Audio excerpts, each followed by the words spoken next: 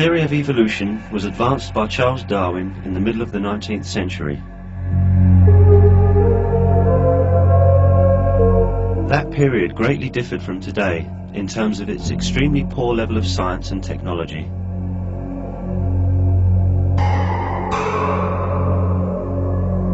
Nineteenth century scientists had to work in simple laboratories with quite primitive equipment.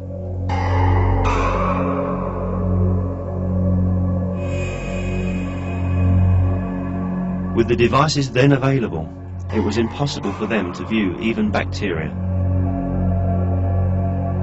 Furthermore, scientists were still under the influence of many superstitious beliefs upheld since the Middle Ages.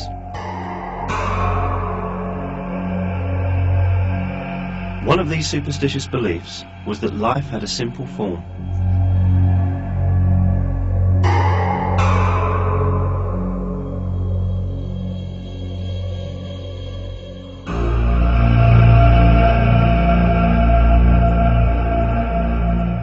Going as far back as Aristotle, this belief maintained that life could self-originate by the coincidental assembly of inanimate matter in a moist milieu.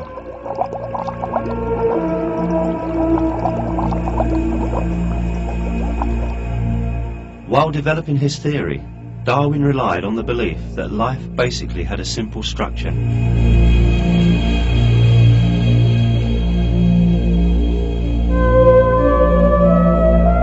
Other biologists who adopted and defended Darwin's theory thought the same way.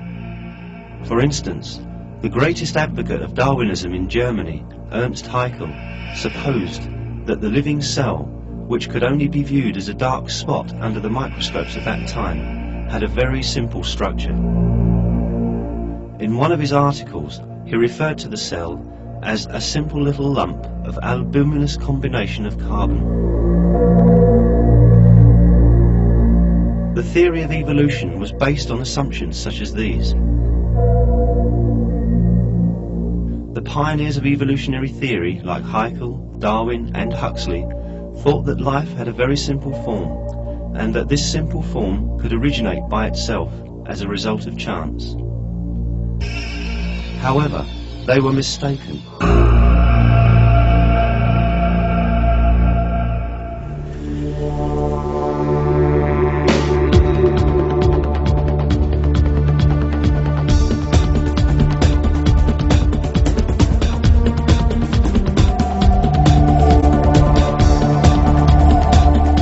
In the 1.5 centuries that have passed since Darwin's day, giant steps have been taken in science and technology.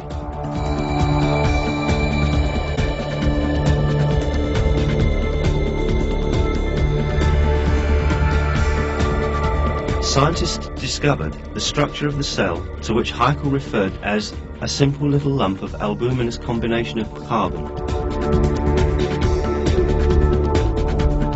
They saw with surprise that it is not simple at all, as earlier supposed.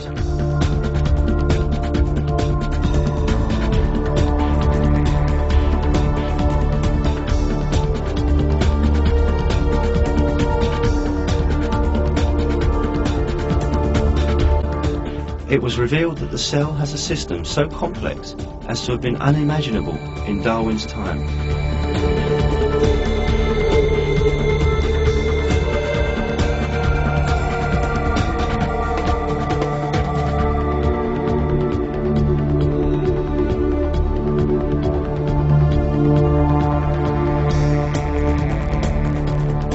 The fact is that a huge number of highly complex systems in nature cannot be plausibly accounted for. A renowned molecular biologist, Michael Denton, makes the following analogy to describe what kind of a structure the cell has. Does not exist in the biological literature.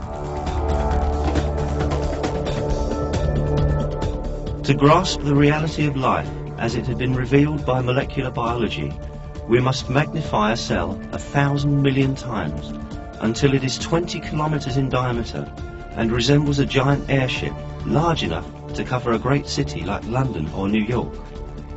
What we would then see would be an object of unparalleled complexity and adaptive design. On the surface of the cell, we would see millions of openings, like the portholes of a vast spaceship, opening and closing to allow a continual stream of materials to flow in and out. If we were to enter one of these openings, we would find ourselves in a world of supreme technology and bewildering complexity.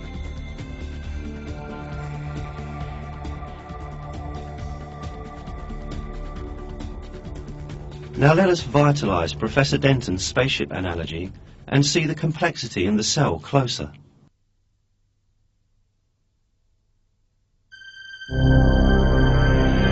Our journey starts with hormones that look for an appropriate cell for themselves.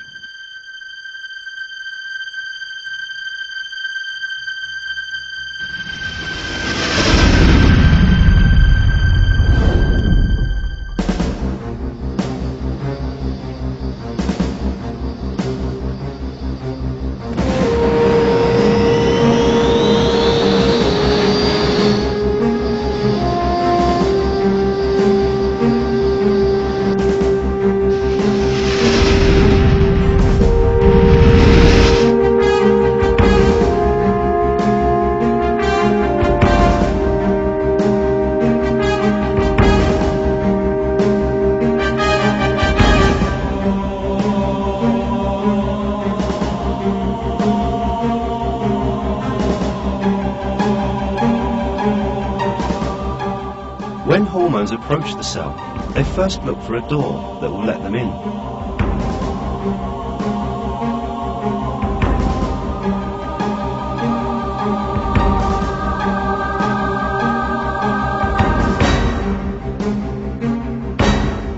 The doors of the cell are selective in the way they operate.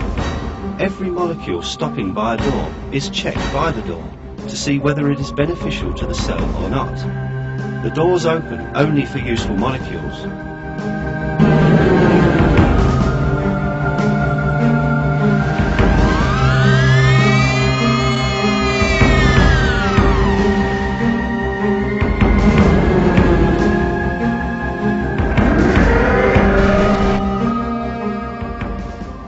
If a harmful material, such as a virus, tries to enter a cell's door, the situation changes.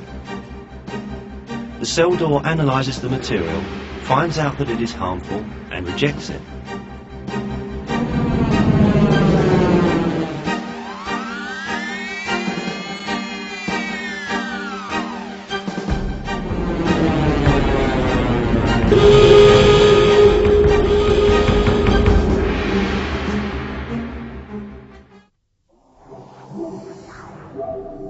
When we enter the cell, we discover, as Professor Denton describes, a stunning technology and complexity.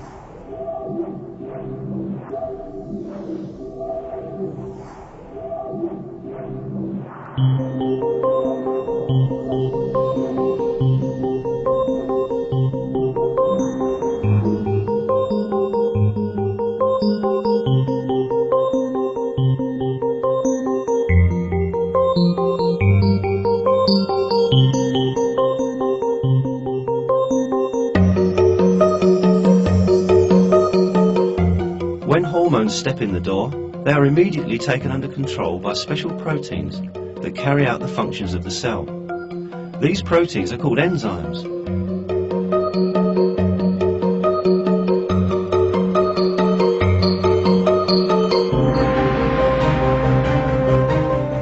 If required, enzymes immediately put the newly arrived hormones to use. If there is no need for these hormones at that moment, they are placed in the storage compartment of the cell, which is called the Golgi apparatus.